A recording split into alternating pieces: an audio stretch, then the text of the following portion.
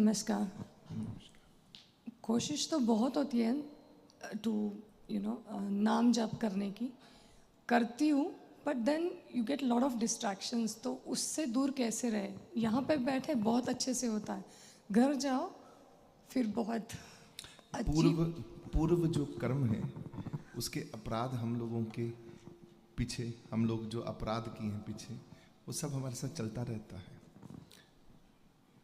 Distraction कब आती है? जैसे ये पानी से भरा हुआ है, ऐसे ही आपका मन भी विचारों से भरा पड़ा है, क्योंकि आपने बचपन से जब छोटे थे तो बेड पर सपने लेकर सोते थे और सपने आप अपनी मर्जी से लेते थे। हमें कहानियां सुनाई जाती थी, हम सपने की दुनिया में चले जाते थे। वो हमारे अंदर पूरा का पूरा बसा हुआ है। हम अपने पूरा संसार बसा कर बैठे हैं अपने अंदर। अब से नहीं, जब से आप जब बचपन में, अच्छा बचपन में जो बच्चा डर जाता था, डरते हैं ना बच्चे छोटे, उनको सपने बहुत आते हैं। सपने में भाग रहे हैं, गिर गए तो डर गए। पुराने जन्मों से चले आ रहे हैं। हम सब लोगों का ये पहला जन्म नहीं है। ऐसे हमने कई घर बसाए, ऐसे घर हम कई बसाए। जब हम राम गर्भ होए आए, हम बार बार आए हैं। अच्छा, बार बार जन्म लिए हैं और बार बार हम लोग भगवान से मिल नहीं पाए, क्योंकि डिस्ट्रैक्शन है। इस मन ने ही हमको सबसे बड़ी मुश्किल में डाल रखा है। अच्छा, इसका स्वभाव क्या है? जब हमारा ये पूरा का पूरा अंदर पूरा भरा पड़ा है, मन इतना भरा पड़ा है, जब आप नाम जपने के लिए बैठते हो, भगवान का ध्यान करने बैठते हो, तो इसके अंदर जब पानी जाएगा, एक्स्ट्रा पानी, तो रिएक्शन क्या होगा? ओवरफ्लो होगा।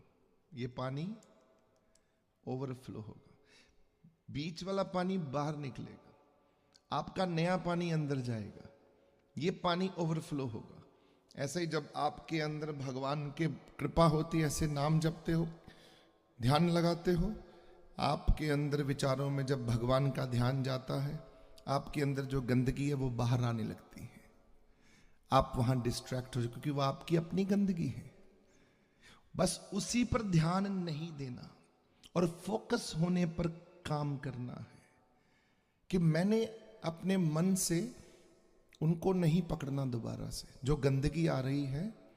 अब अगर उस गंदगी की प्रैक्टिस आपने 2-3 हफ्ते छोड़ दी, तो धीरे धीरे से आप देखेंगे आप में इतना बल आ गया कि आपको डिस्ट्रैक्शन होनी बंद हो जाएगी।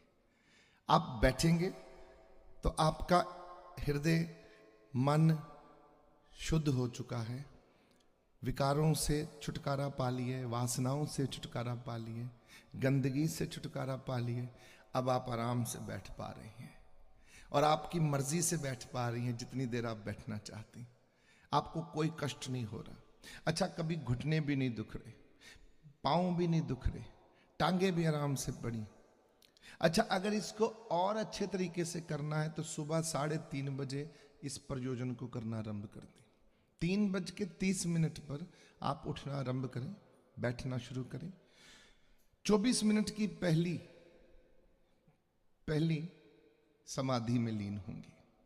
उसमें आपकी ये रहना है कि मुझे खारिश कहीं हो तो मैं अपने आप को बांध के रखूं। अगर मेरे अंदर मान लो कोई, जैसे मेरी पीठ में कहीं दर्द, कहीं ऐसा हो रहा है, ऐसे हो रहा है, हिलना नहीं है। 24 मिनट एक साधना, एक सार करनी है, बिना हिले जुले। फिर उसको कोशिश करनी है, उसको मल्टीप्लाई करना into 2, अर्थात 48 मिनट। जब आपकी 48 मिनट्स की समाधि लगनी शुरू हो जाएगी, आप देखेंगी इतने बल आ गया है। आप, अच्छा,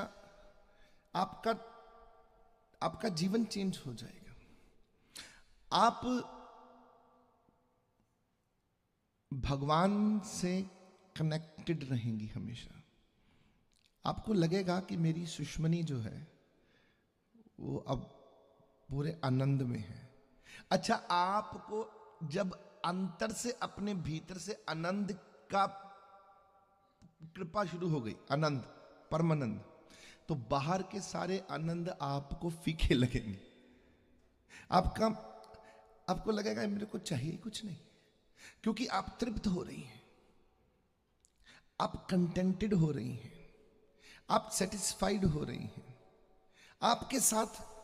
अच्छा, एक चीज का और बड़ी कृपा होगी अभी तो, क्योंकि डिफेंस सिस्टम आपका कमजोर होने के कारण, तो भगवान आपको देखेंगे कि ये बच्ची मेरे कार्य में लग गई और ये अब काफी आनंद में मेरे साथ जुड़ी है, तो भगवान तत्काल आपके साथ अपने दूत, अपने देवताओं की सेवा ड्यूटी लगा देंगे कि इस बच्ची की आगे से भी रक्षा करो, इधर से भी रक्षा करो, दाएं बाएं से, पीछे से, ऊपर से, नीचे से रक्षा करो। अच्छा, देवताओं का संरक्षण मिल जाएगा, आपके आसपास कोई गड़बड़ नहीं कर पाएगा। अच्छा, होगा क्या, कोई भी आपको डिस्ट्रैक्ट नहीं करेगा उस समय।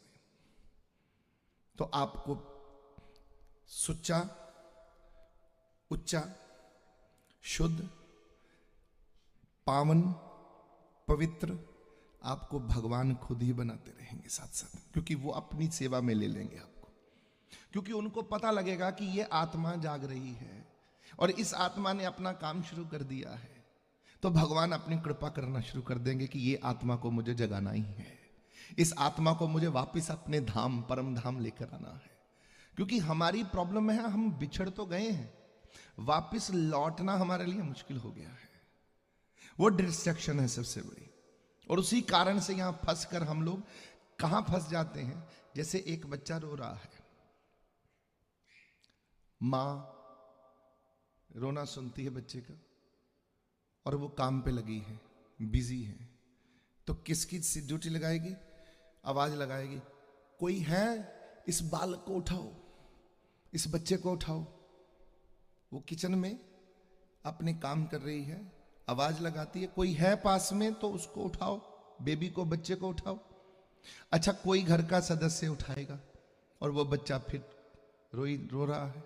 मां कहेगी पास में दूध पड़ा, दूध दो। अब दूध की बात कर रही है, पर बच्चे ने दूध पीने से इंकार कर दिया, उसको मां चाहिए, दूध नहीं चाहिए।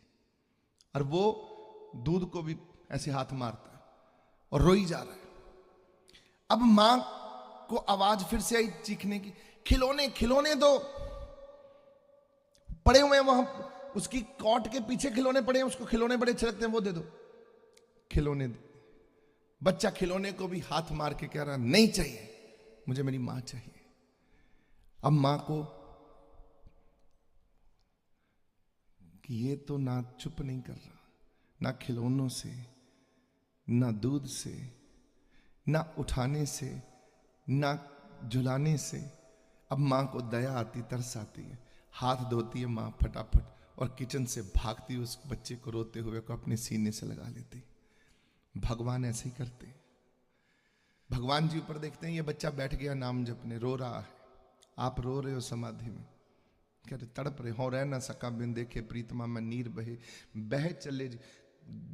भगत प्रहलाद जी रोते थे, प्रभु मैं किसको जाकर हाल अपना सुनाऊं, मेरा पिता मुझे मारने पर लगा हुआ है, अच्छा मर के भी तो मैंने आपके पास ही आना है। हे मेरे प्रभु, मैं कहां जाऊं, कौन सुनेगा मेरी, कोई है ही नहीं मेरा, आपके अलावा कौन है मेरा। अच्छा, ऐसी बातें कर करके भगवान को रिझा दिया। धन्ना जी ने भी यही किया, प्रभु कौन है मेरा, ऐसे हाथ छटपटा के, कौन है मेरा। अच्छा, भक्तों ने ज्यादातर यही बात भगवान को समझा दी। आपने जिस दिन ये बात समझा दी भगवान को कि मेरा आपके अलावा कोई दूसरा, तीसरा, चौथा, पांचवा, छठवां कोई नहीं है, ऊपर से भगवान अपना वो घर छोड़कर वो आपके पास आके खड़ा हो जाएगा उसी समय कि ये बच्ची मेरे बिना रह नहीं पाएगी। उसे मालूम है, वो तब तक रुका हुआ है जब तक आपके भीतर हाथ खड़े नहीं होते। वो देखता है कि इस बच्ची को कोई और आसरा नहीं है। वो देखता है कि इस बच्ची का कोई और आश्रित नहीं है, ये बच्ची कोई सहारा नहीं है, इस बच्ची का कोई आगे पीछे नहीं है, इस बच्ची ने मुझ पर छोड़ दिया है सब कुछ। उसको आना ही पड़ता है आपके पास, कोई ऑप्शन ही नहीं बचती, डिस्ट्रैक्शन चलती नहीं है वहां पर। ऐसे बनो। आपने जितने भी भक्तों का जीवन चरित्र सुना, आपने कितने भक्तों का जीवन चरित्र पढ़ा, बताइए मुझे जी। श्री स्वामी समर्थ का मैंने गुरु चरित्र पढ़ा है। उनके जीवन चरित्र में भगवान से जुड़ना और मिलना, उनके का बताए गए ना नियम सारे, उस नियम से क्यों नहीं पालना करनी, हमें उसी नियम से चलना है, अपने गुरु भगवान के नियम से, जो उन्होंने नियमावली के जो पालन बताए हैं, बस उसी गुरु से बड़ा कोई हमारा मार्गदर्शक हो ही नहीं सकता। गुरु के पीछे पीछे चलना है। जिसने ये काम कर लिया उसको जीवन में कहीं कोई बाधा नहीं आ सकती, वो तो भगवान तक पहुंच ही जाएगा। क्योंकि आपके गुरु पहुंचे कि नहीं पहुंचे, आप भी पहुंच जाओगे।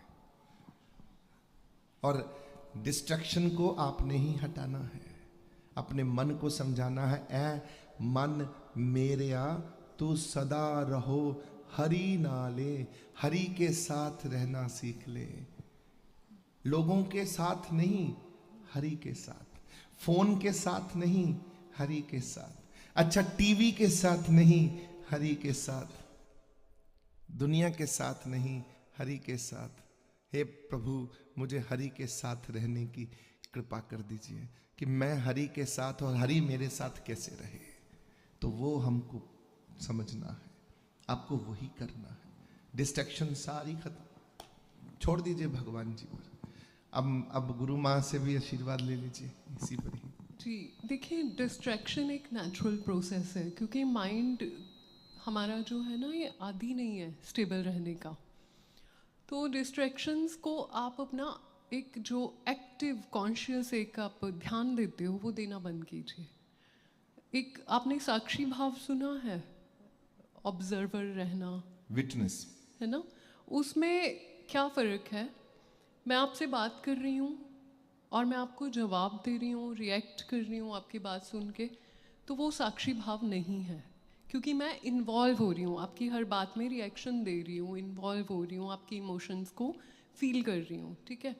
लेकिन अगर आप बोल रहे हो, टीवी में हो आप, और मैं सामने से सुन रही हूँ, तो मैं साक्षी भाव से टीवी में सुन रही हूँ वो क्या बता रहे हैं, मैं उनसे फर्दर बात करने की, इंटरेक्शन करने की कोशिश नहीं करती हूँ।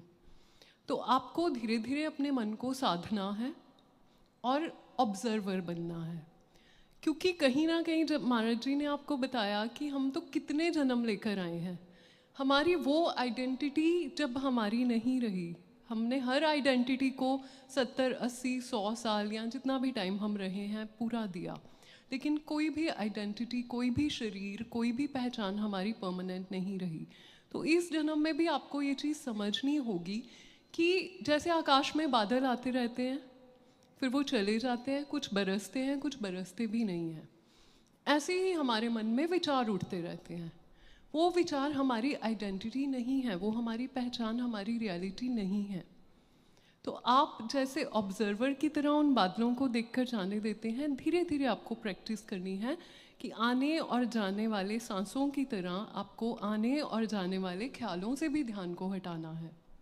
धीरे धीरे उठने वाली हर तरंग में इन्वॉल्व होना बंद कर दीजिए, कॉन्शियसली उसको जवाब देना, रिएक्शन देना बंद कर दीजिए। तो आप पाएंगे कि वो विचारों की गति भी कम होती जा रही है, और अब आपके मन के पास सामान भी धीरे धीरे कम होता जाएगा जो वो आपकी तरफ फेंकेगा। तो you have to fight with this and eventually मन हारेगा। मन जीते जग जीत, हाँ मन जीते जग जीत, उसको हराना ही है। अच्छा ये बात ध्यान रखिएगा